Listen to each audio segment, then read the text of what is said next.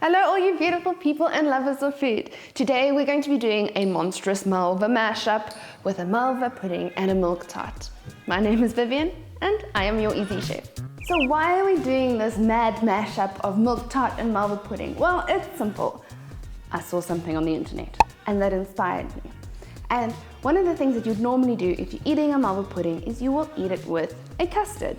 And because milk tart is a creamy custard-based dessert in the first place, I don't see why this won't work.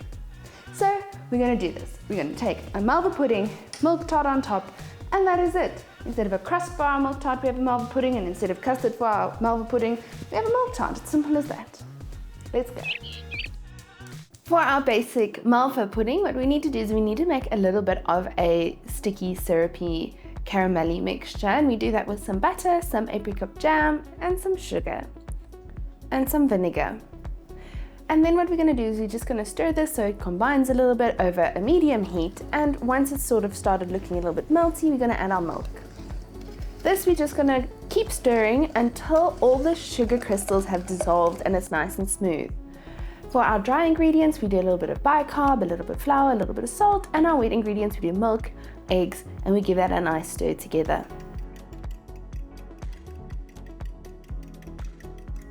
What we're going to do now is we're just going to take our warm syrup, we're going to slowly add our wet and dry ingredients to this. I like to sieve my flour to make sure there are no lumps, but if you skip this stage, you might just have a few lumps in your batter. We're just going to stir this in nicely, adding our flour and then our wet ingredients, and then our flour and then our wet ingredients, and we're just going to repeat until all our flour and wet ingredients are done. This mixture is a little bit of a wet mixture. We don't need it to be stiff, we want it to be wet, so it needs to be able to pour. As you can see, it will cook, you don't need to worry. And then put it in the oven, 30 minutes, 180 degrees.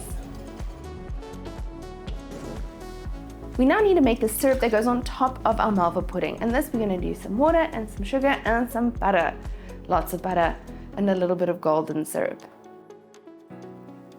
and vanilla. And then what we're going to do is we're just going to bring this to the boil and leave it to boil for about 2 to 3 minutes.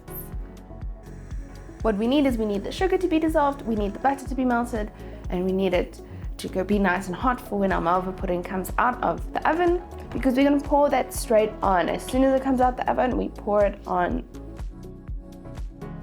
Because it's nice and hot, it helps soak into that sponge a little bit better. What you can also do is you can poke a whole bunch of holes in the top of your malva pudding. That also helps the syrup soak in. As you can see, there is quite a lot of syrup, so I did it in stages, but it gets there in the end. So we're going to be making our milk tart filling. And if you are interested in only just making a milk tart, like the traditional one, there is a link in the top corner, so please go have a look and see how you can make a traditional milk tart. For now, we're just going to put our ingredients in our pot, cook them up, and then put them on top of our malva pudding. For this milk tart mixture, I have made a little bit of a slurry with my corn flour, which is just milk and corn flour, so it doesn't have any lumps in. I then put the balance of the milk in a pot with my sugar, vanilla extract, and butter.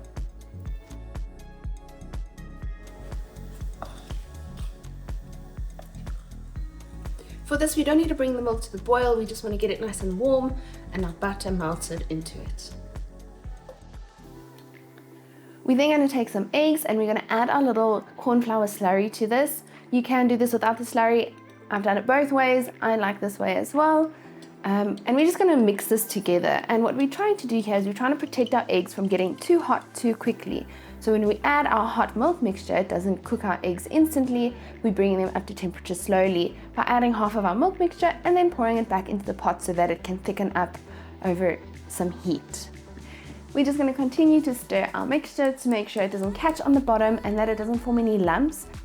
Don't forget to add a pinch of salt. And once it has come nice and thick, we're going to strain it. Straining it is a wonderful way to make sure that your custard mixture is so nice and creamy and smoothie and just perfect. I often find that when I've cooked with eggs in my custard, it does leave a little lump or bump every now and again, so straining it is a must. Once that is done, we are ready to assemble our mashup. So is our malva pudding and our milk tart mixture. I'm gonna then just dust this with cinnamon, which is super traditional for your milk tart. It will not be a milk tart without the cinnamon. It's perfect.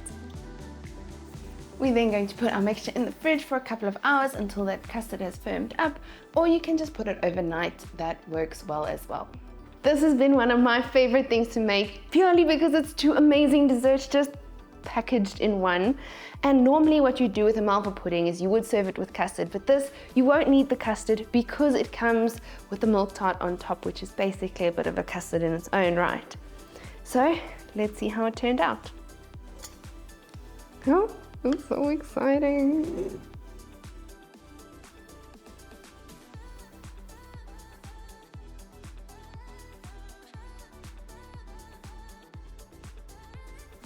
Well, the only thing left to do is put it in my mouth.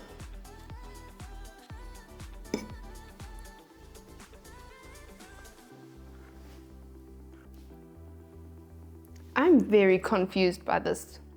And the only reason I'm confused is I don't know why this isn't a standard thing. This is one of those things where both of these things are so great apart, by all means. But together they are just incredible. That milk tart is so creamy with that sticky syrup that's inside of the malva pudding.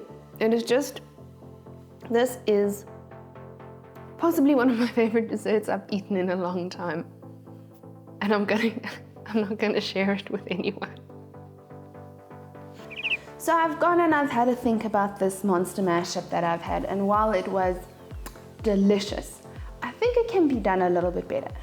So if it were me doing it again, what I'd do is as soon as that malva pudding comes out of the oven, before I've put my syrup on, I'd maybe take it out of the dish, cut it down to size, because I felt like the cake to custard ratio was just a little bit off. So I'd cut it to that nice thickness, pour the syrup over so it soaks in nicely, and then put my milk tart filling on top. And that way you can also, when you're serving this, have those nice even layers. I think that would make it better. If you have another way that you think you could make it better, please let me know in the comments below. If you guys like this type of thing where you mash up two desserts together, please leave a comment below. Maybe we can experiment with other desserts. Maybe you'll be seeing a chocolate cake mixed with ice cream, mixed with something else. I don't know, let's try to get it creative.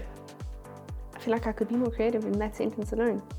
So if you like this mashup, let me know in the comments below what your dream concoction and mashup is, and maybe I'll even make it.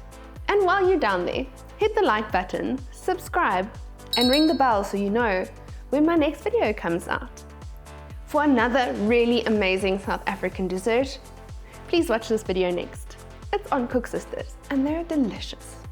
Stay delicious, beautiful people. Bye. I don't even need a fork.